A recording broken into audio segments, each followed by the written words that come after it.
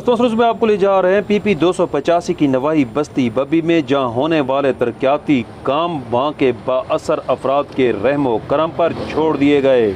यहाँ मौजूद हैं ब्यूरो चीफ तौसा न्यूज़ ज़हूर हुसैन शिरानी, जिनके मुताबिक इन कामों में न सिर्फ नाकिस तरीन मटीरियल का इस्तेमाल धड़ल्ले से जारी है, बल्कि यहाँ के बाअसर अफराद भी इन कामों पर असर अंदाज हो रहे हैं।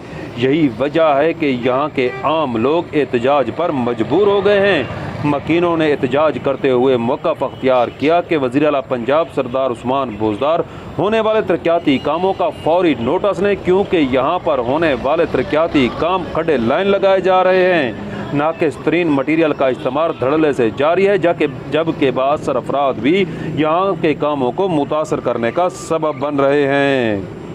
कम नहीं करेंगे, कम करेंगे तो गरीब पुल लेके ही कोई सारे ने घर के बणिया पान इनते सारे लगे 40 फुट पुल बन चुके हैं। गरीब दे 15 फुट गेट है 5 फुट पुल लेने 5 फुट को चक्कर से खाली मोटरसाइकिल ही नहीं टपदा दांदेड़ी इतनी लाडकियां दे किथों ही थी।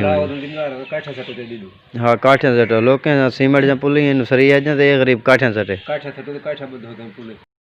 जी नाज़रीन, आपने देखा बस्ती बब्बी के मकीन एहतजाज पर मजबूर हो चुके हैं। बस्ती के मकीनों का कहना है कि यहाँ के बाअसर लोग इन मंसूबों को अपनी ज़ात की जाने मोड़ने के लिए साजिशें कर रहे हैं, जिसकी वजह से इनके समरात आम आदमी तक शायद उस तरह ना पहुँच सकें जिसकी ख्वाहिश यहाँ के मकीनों को या वज़ीर आला पंजाब सरदार उस्मान बुज़दार साहब को है। यही वजह है कि हम मुतालबा करते हैं कि फौरी तौर पर नोटिस लेकर इन साजिशी अनासर के खिलाफ कार्रवाई की जाए और मनसूबों को मेरिट पर मुकम्मल करने के लिए इक़दाम किए जाएँ। ज़हूर हुसैन शिरानी के साथ सुहेल शहजाद, बस्ती बब्बी, तौसा शरीफ।